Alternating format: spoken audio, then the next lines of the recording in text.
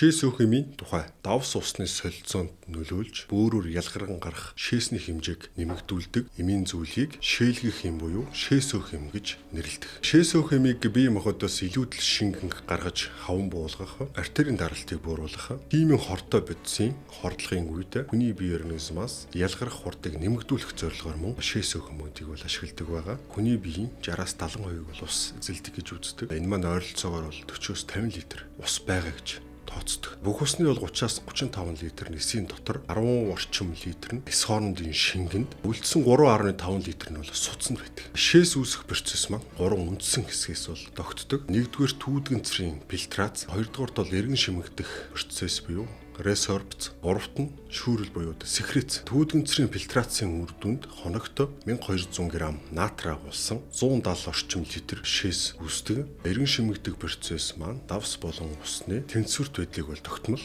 барьж өгдөг. Эргэн шимэгдэх процесс маань сугмцрийн бүх хэсэгт явагдах бөгөөд үүссэн анхдагч шээсний 99% нь эргэн шимэгдэж зөвхөн 1 куб буюу 1.5 литр шээс хоногт гадагш ялгардаг. Бие махбодод ус хоримтлагдах буюу хавгнах нь натрий ион бие махбодод хоримтлагдсанаас л үндсэндээ шалтгаалдаг. Гадагш гарах шээсийг нэмэгдүүлэхийн тулд анхдагч шээсний натрий ионы эргэн шимэгдэлтийг багасгах бол хэрэгтэй. Шээс өөх эмүүдийг бол үндсэндээ хоёр үйлдлийн механизмтай гэж үздэг. Нэгдүгээрт шээс үүсэх процесст нөлөөлөх эм, хоёрдугаарт шээс үүсхийг зохицуулдаг дааврын үйл ажиллагаанд нөлөөлөх юм гэж. Эхний шээс өөх эм маань бол тиазидууд буюу гидрохлор тиазид. Гидрохлор тиазидын хувьд шээсний гадагшилтыг нэмэгдүүлснээр артерийн даралтыг буулгана. Нүдний даралт ихсэх өвчний үед нүдний дотоод даралтыг мөн буулгадаг. Чихрийн шижин биш өвчний үед ялгарх шээсний хэмжээг бол мөн багасгадаг. За гидрохлор тиазидын хэрэглэх заалтын хувьд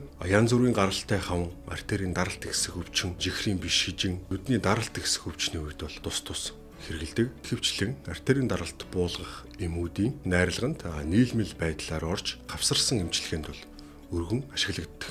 Тунгийн хувьд бол 12.5 болон 25 мг гэж байдаг. Шээс өөх эмнүүдийн хоёр дахь гол төлөөлөгч маань бол бурсамид гэж байгаа. Бурсамидын үйлдлийн механизмын хувьд бол генлийн гогцооны өксөх хэсгийн натрийн болон хлорид ионы эргэн шимэгдэлтийг дарангуйлж ялгарх шээсний хэмжээг ихсэгдэх. Бөөрийн цусны урсгалыг бол сайжруулдаг. Кальцийн ялгарлтыг бол нэмэгдүүлдэг. За энэ маань хүний биед кальц ихсэн үед бол ашигтай. Судсаар тарьж хэрэглэхэд захын үений судсыг бол өргөсгөж өгдөг. Үүний дүнд бол зүрхний ачаал багассаж артерийн даралт маань мөн буудаг. Хэрэглэх заалтын хувьд артерийн даралт ихсэх өвчин, тарих болон уушигны хаван, асцит, зүрхний дутамгчлаас шалтгаалсан цусны бага их эргэлтийн зогсонг байдал, бөөрийн зочмог, архаг дутагдал, химийн бодисын хордлогын үед бол тус хэрэгэлдэг. Тонгийн хувьд бол 0.4 мг шахмал 1%-ийн 2 мл бол тарилга хэлбэрээр бол байдаг. Дараагийн шээс өөх бүлгийн гол төлөөлөгчдийн нэг маань бол дикарб байгаа. Олон улсын нэршил нь бол ацетозоламид гэдэг бол нэртэй. Дикарбын хувьд бол ялгарх шээсний хэмжээг ихсэхээс гадна кали ялгарлтыг бол ихсэгдэг. Мөн нүдний даралтыг бол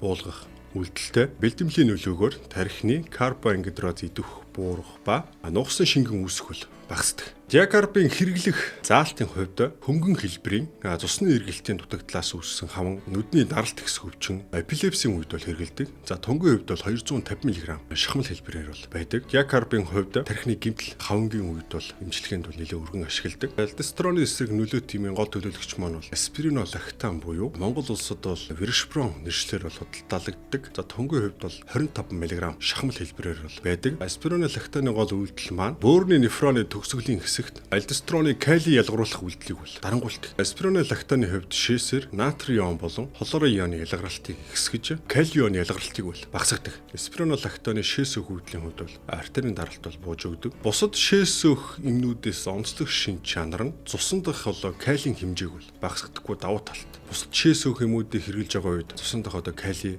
магний хэмжээ бол ихээр багасаад байдаг. Тэгэхээр заавал кали болон магнийн их усрыг бол нэмэлтээр хэрэглэх шаардлага гардаг. нэмэгдэх. Виршпроныг хэрэглэж байгаа үед калий нэгсэн одоо багасахгүй учраас заавал нэмэлтээр хэрэглэх шаардлага бол гарахгүй. Шээс өөх ерөнхий үйлдэл маань сул талдаа зөвхөн альдостерон ихснээс үүссэн хавн дуу сайн нөлөөлдөг. Виршпроны хэрэглэх заалтын хувьд бол зүрх судасны хавн, циррозын улмаас үүссэн хэвлийн усчлалтай, за мөн одоо гипертоны үед бол хэрэглэдэг. Тунгийн хувьд бол 25 мг байдаг гэж бол хэлсэн. Тунгийн зохицуултыг бол мэргэжлийн эмч маань бол гаргаж өгдөг. Ихэнхдээ бол өглөө өлөн дээр юм одоо хөнгөн цайны дараа яг заасан тунгаар уухыг зөвлөдөг. Мэдээж бол хангалттай хэмжээний усаар даруулж уух хэрэгтэйг бол анхаарах хэрэгтэй. Дараагийн шээс өөх бүлгийн эм бол дорсомид гэж байгаа. Денк бармын торстенк нэршлэр бол худалдаалагддаг. Тунгийн хувьд бол 5 болон 10 мг.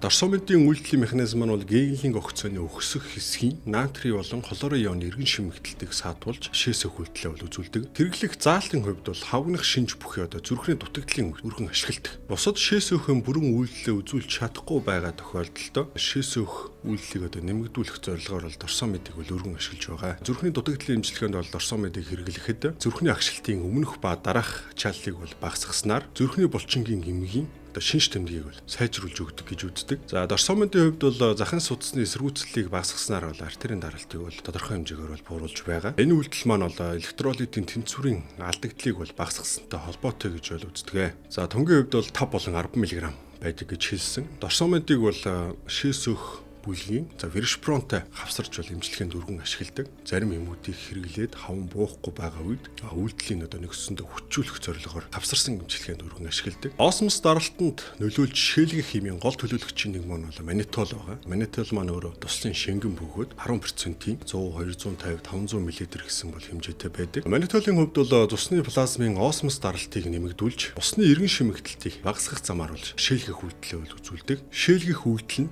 их хэмжээний чөлөөтэй усыг ялгаруулдгаараа бусад шээс өөх эмнүүдээс бол ялгаатай. Бөөрийн түүдгэнцрийн шүүрэлд нөлөөлөхгүй ба натрийн ялгаралт ихсэж, калийн ялгаралт бол өөрчлөгдөг. Манитолын хэрэглэх заалтын хувьд бол тарих болон уушгины хавн, химийн бодисын одоо хурц хордлогын хувьд шээс өөх усгүйжүүлэх юм болгон бол ашигладаг. Нүдний даралт ихсэх эмгийн үед бол ашиглаж болдгоо. Дээрх дурдсан юмуудыг бол эмчийн зааврын дагуу хэрэглэх ёстойг та анхаараарай. Дараагийн дугаараараа уулзлаа. Түр баяртай.